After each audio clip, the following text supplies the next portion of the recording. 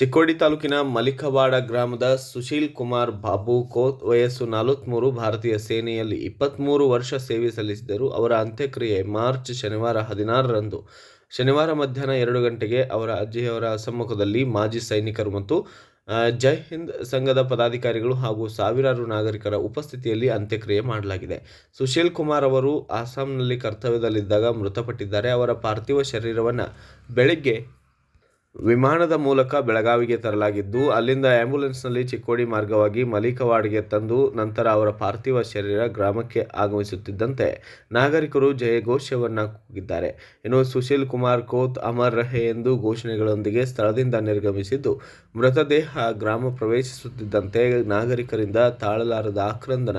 23 ವರ್ಷಗಳಿಂದ ಅಟ್ಲಾರಿ ರೆಜಿಮೆಂಟ್ನಲ್ಲಿ ಸೇವೆ ಸಲ್ಲಿಸಿ ಪ್ರಸ್ತುತ ಕಾನ್ಸ್ಟೇಬಲ್ ಆಗಿ ಕಾರ್ಯನಿರ್ವಹಿಸುತ್ತಿರುವಾಗ ಮೀಸಾಮರಿ ಶಿಬಿರದಲ್ಲಿ ಹುತಾತ್ಮರಾದ ಸುಶೀಲ್ ಕುಮಾರ್ ಅವರ ಪಾರ್ಥಿವ ಶರೀರ ಶುಕ್ರವಾರ ಅಸ್ಸಾಂನಿಂದ ಬೆಳಗಾವಿಯ ಸಾಮ್ರಾ ವಿಮಾನ ನಿಲ್ದಾಣಕ್ಕೆ ಆಗಮಿಸಿದ ಬಳಿಕ ಶನಿವಾರ ಮಾರ್ಚ್ 16ರಂದು ಮಧ್ಯಾಹ್ನ 12 ಗಂಟೆಗೆ ಆಂಬ್ಯುಲೆನ್ಸ್ ಗ್ರಾಮಕ್ಕೆ ಪ್ರವೇಶಿಸಿದ ತಕ್ಷಣ ಕೋತ್ ಅವರ ಕುಟುಂಬಸ್ಥರ ಹಸ್ತಕ್ಷೇಪವಾಯಿತು.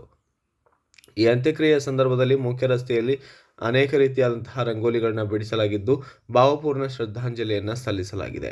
ಇನ್ನು ಅಲಂಕರಿಸಿದ ಟ್ರ್ಯಾಕ್ಟರ್ ಟ್ರಾಲಿಯಲ್ಲಿ ಗ್ರಾಮ ಪಂಚಾಯಿತಿ ಅಂಗಳಕ್ಕೆ ತರಲಾಗಿದ್ದು, ನಂತರ ದರ್ಶನವನ್ನು ಕಲ್ಪಿಸಲಾಗಿತ್ತು. ಈ ಸಂದರ್ಭದಲ್ಲಿ ಗ್ರಾಮ ಪಂಚಾಯಿತಿ ಅಧ್ಯಕ್ಷರು, ಉಪಾಧ್ಯಕ್ಷರು, ಸದಸ್ಯರು ಸೇರಿದಂತೆ ವಿವಿಧ ಸಂಘ ಸಂಸ್ಥೆಗಳ ಗಣ್ಯರು ಕೂಡ ಭಾಗಿಯಾಗಿದ್ದು, ಅಂತಿಮ ದರ್ಶನದ ವೇಳೆ ಅಜ್ಜಿ ಸೇರಿದಂತೆ ಅವರ ಕುಟುಂಬಸ್ಥರು ಕೂಡ ಈ ದಾರುಣ ಘಟನೆಯಿಂದ ಗ್ರಾಮದಲ್ಲಿ ವ್ಯಾಪಾರ ವಹಿವಾಟು ಬಂದ್ ಮಾಡಲಾಗಿತ್ತು.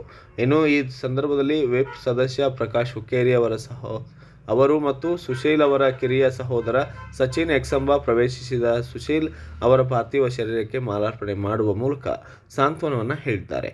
ಬ್ಯೂರೋ ರಿಪೋರ್ಟ್, ರಾಜು ಮುಂಡೆ, ಭಾರತ ವೈಭವ news, Chikkodi. Thanks for watching. Read, discuss and debate with editor Dr. Yan Prashant Rao. Wanted reporters in print, digital and visual media for Bharat Vaibhav Daily Newspaper, BV News Channel and BV Fast Web News from all the talukas of Karnataka. If interested, send your resume to 9482633333.